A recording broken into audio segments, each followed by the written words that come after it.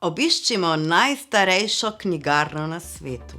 Pojejmo pecivo z jajčno kremo, oči pa si spočimo na nogometnem igrišču.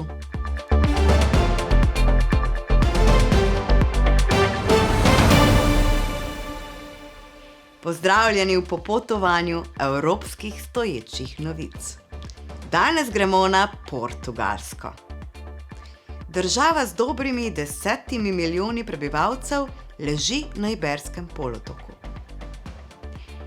Portugalska je od leta 1975 polpredsedniška ustavna republika, v kateri si izvršilno oblast delita predsednik in predsednik vlade.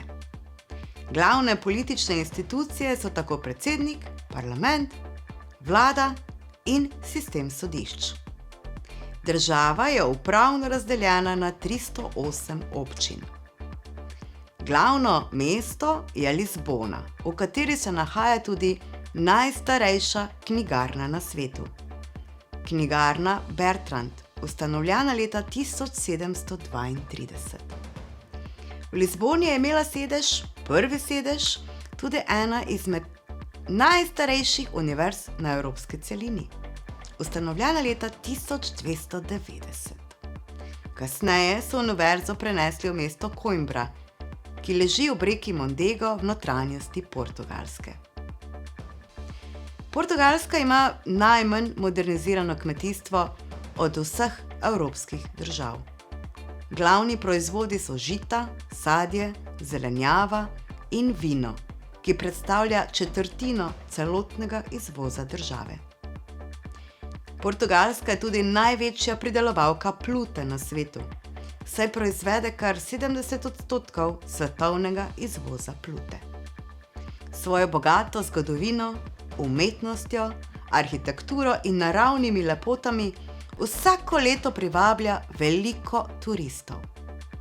Portugalska obala se razteza na 800 kilometrih in zato ne čudi, da je več kot polovica delovno aktivnih Portugalcev zaposlenih v turizmu.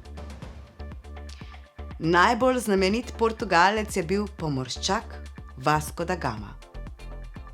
Vasco da Gama in njegova posadka so bili prvi Evropejci, ki so obpluli vzhodnoafriško obalo.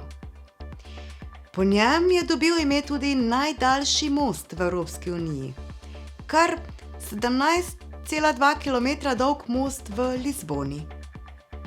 Da Gama pa seveda ni bil edini pomemben portugalski pomorščak. Magellan, Diaz, Cabral in njihove posadke so bili zelo uspešni pri odkrivanju novih dežel, ki so jih zavzeli za Portugalsko. Posledično je Portugalska postala tudi prva evropska država, ki je sodelovala v čezatlantski trgovini s sužnji. Portugalski kolonialni imperij je trajal 600 let. In na samem vrhuncu se je Portugalsko cesarstvo raztezalo čez to, kar je danes 53 različnih držav. Marsikdo, ko pomisli na Portugalsko, pomisli tudi na nogomet, ki je eden izmed najbolj priljubljenih športov na Portugalskem. Ja, Cristiano Ronaldo je Portugalec. Nič čudnega torej, da v povprečju Portugalke živijo 6 let dlje od moških sonarodnjakov. Kaj pa hrana?